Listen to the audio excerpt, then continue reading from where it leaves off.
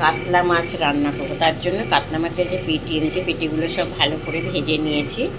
আর আলু, রসুন একটু, পেঁয়াজ, কাঁচা লঙ্কা, আদা বাটা, টমেটো আর কাঁচা লঙ্কা আর কড়াইশুঁটি। আর কাতলা মাছ ভাজতে গেলে না অল্প তেল দিতে হয়, কেন কাতলা মাছ দিয়ে না একটা তেল বেরায়। আমি হলো এবার জিরে, তেজপাতা একটু ফোড়ন দিয়েছি, দিয়ে পেঁয়াজগুলো দিয়ে দেবো।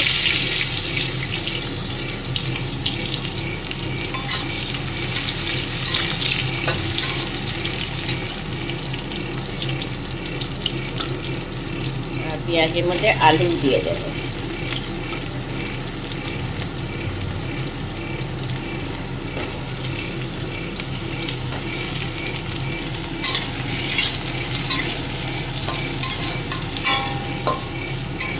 এটা নাড়তে থাকবো।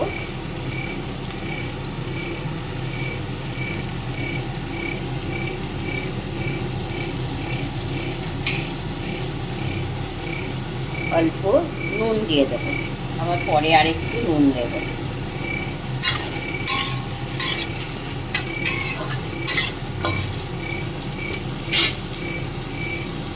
এবার একটু চাপা দিয়ে দেবো।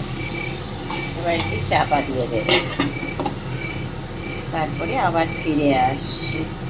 আর আজকে তো আমার বাড়িতে লোক কম, ছোটো ছেলে ক্যাম্প বসিয়েছে ব্লাডের। আর বন্ধু বান্ধবের সে ওরা আলাদা জায়গায় খাবে। আর বড় ছেলে বড় বৌমা নেই, ওরা গেছে নবদ্বীপ আমার ভাসুরজির বাড়ি বেড়াতে। আমরা আছি 3 জন, আমার বড়দির ছেলে থাকে, আমি আর আমার হাজব্যান্ড। এই 3 জনের রান্না হচ্ছে, আপনাদের সঙ্গে একটু শেয়ার করছি। আমি এবার চাপাটা খুললাম।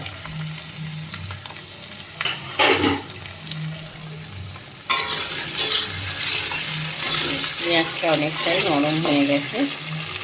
এবার আমি রসুন বাটাটা দিয়ে দেবো। সবসময় না আমি রসুন বাটাটা একটু আগে, আর এটা আপনারা যদি রসুন না খান তাহলে জিরে আদা বাটা দিয়েও করতে পারে।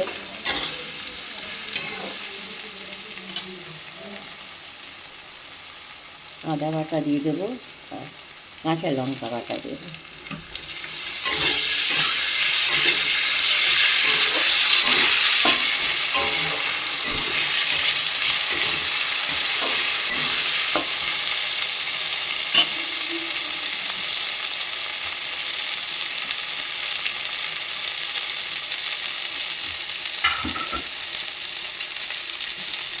আর জিরে গুঁড়ো, কাশ্মীর লঙ্কার গুঁড়ো, হলুদ দিয়ে দেবো আমি।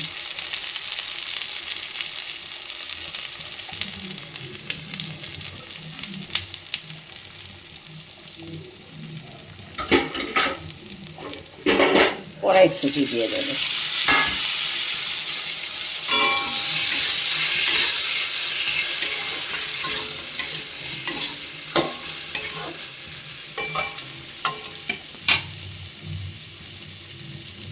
সামান্য একটু জল দিয়ে দেবো। এটাকে এবার কষতে হবে একটু, কেন রসুন আদার একটু গন্ধ বেরাবে। এবার আমি জল দিয়ে দেবে, আবার একটু চাপা দিয়ে দেব। আবার ফিরে এসে আমি এবার চাপাটা খুলে, তেলটা ছেড়ে গেছে, যেমন কষা হচ্ছে। আমি কী করবো, যে টমেটোটা দিয়ে দিলাম।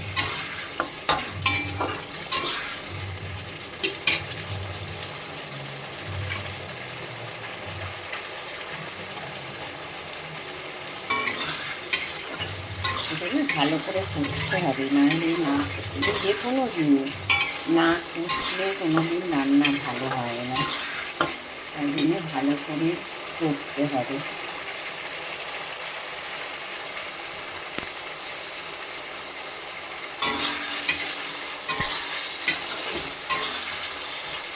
তেলটা ছেড়ে গেছে, এবার আমি কী করবো, কষা হয়ে গেছে, আমি একটু উষ্ণ গরম জল দিয়ে দেবো। আলুটা গলবে,